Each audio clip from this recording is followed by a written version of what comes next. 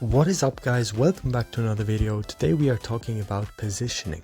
Positioning is probably the most underrated skill in Brawl Stars. I hear a lot of people speak about mechanics and game sense, but only rarely do they talk about positioning. And I think the reason for this is most players never need to face the challenges this concept poses. Because in lower elo games or in ladder games, positioning doesn't matter that much. Of course, there are some basics everyone should know and I will go over them in a minute. But it only really matters when you get into high elo games and esports, right? And positioning is going to be the most important concept to learn, and it's probably the biggest difference, I would say, between a casual game and a competitive game. And of course, your positioning strongly differs depending on what you play. If you're playing a Dynamite, you shouldn't position yourself the same way as you would when playing Bull or playing Piper, say. And I will make future guides on the different kind of broader classes, but today we're going over the fundamental concepts in a few different layers ranging from easy to advanced to pro. We're going to explain the topics that are relevant in every game.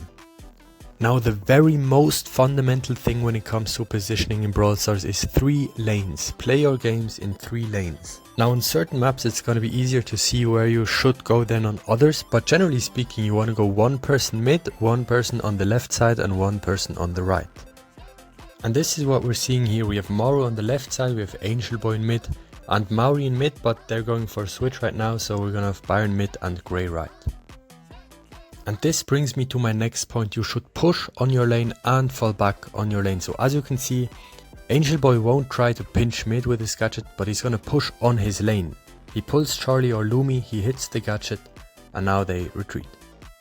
And now all he has to do is get a super, find an opportunity to kill Lumi, and the game should be won.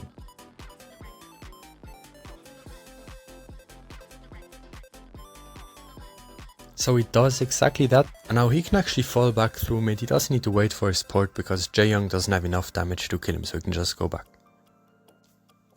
And as you can see, the game is very stagnant, but they're keeping their lane positions. They're all in their lane. You can see very clearly you have 3 different lanes on this map, and they're not really doing anything, right? Right now they're waiting for the end game.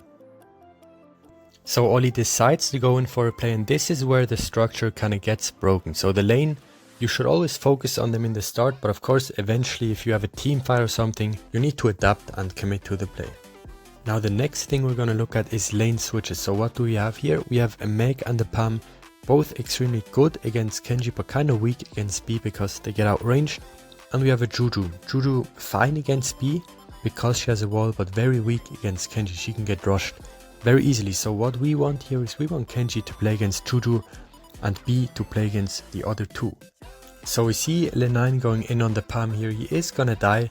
It's okay because they get a lot of pressure, right? They have a really good comp. Team Red has a really good comp, but technically they would want to switch lanes now. So the thing is here, Team Red is not sure where Juju is because she has the Invis gadget, and Le9 decides to go in there again because Meg is in her mini form, so maybe he can get a kill. It doesn't work, he dies again.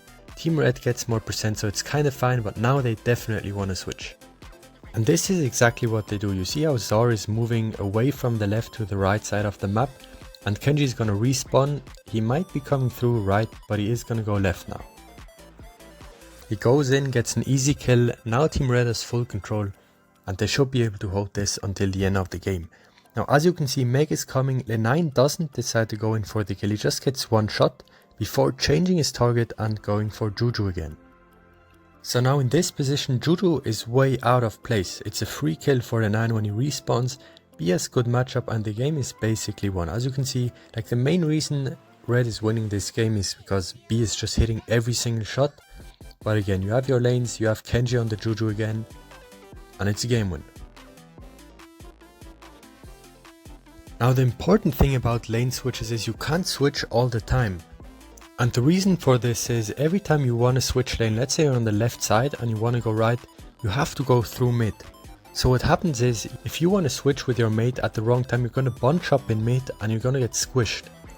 Right, and once you're squished, especially in this matchup against a tick, the game is kind of lost. So what I want you to do is keep your eyes on the Buster and the Angelo after Piper breaks the walls. So Piper gets her jump and she's going to break. And now watch closely.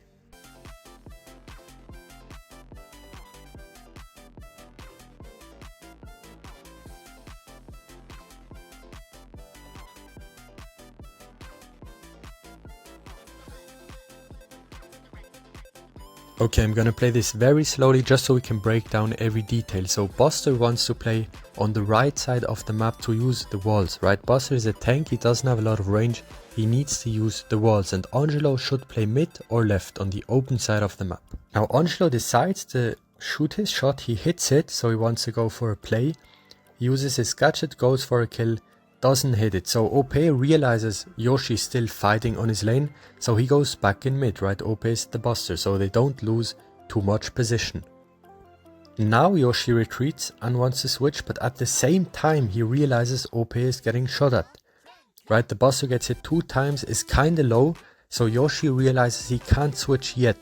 And now comes the important part. Instead of swapping instantly, Yoshi gets some space on the right side, and you see how it forces Luki to move back just a bit and buys him just a few seconds. These are the margins we're looking at in pro play. And this is because of what I said before. If Yoshi were to move in the middle instantly or a little bit earlier, they would just get squished in the middle to Luki's tick. So he decides to get some more space on the right side, heal up, and only then they can switch safely.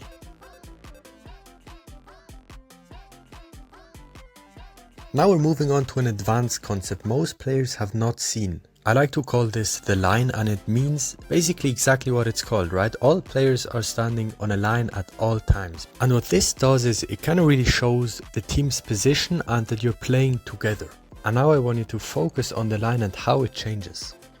So the most important thing about the line is that you stay on the line, and then there's kind of 2 ways you can move it. You can either move it forward, kind of horizontally, or backwards horizontally, which means all of you push up or all of you retreat at the same time.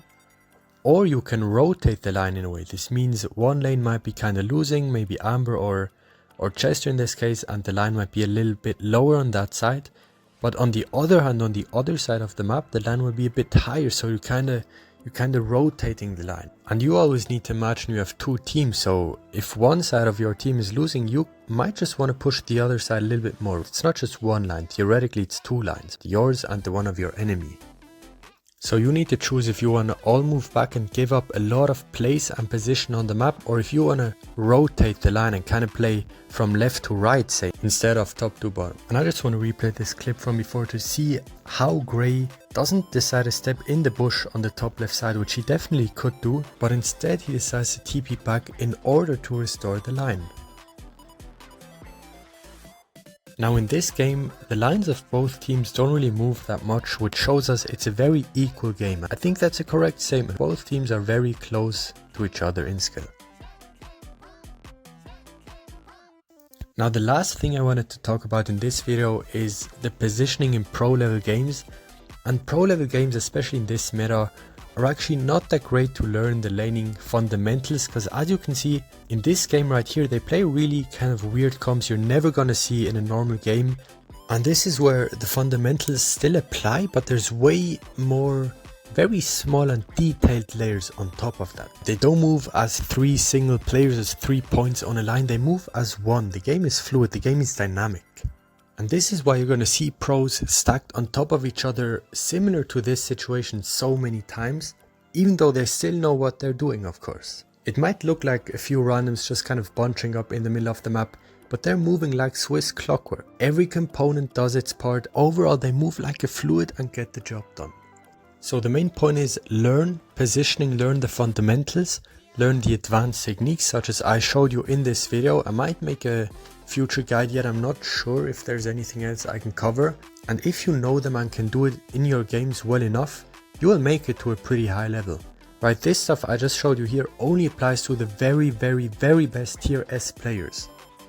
So especially if you're not pro rank, it makes 0 difference for you. I just want to make that clear. So thanks for watching, guys.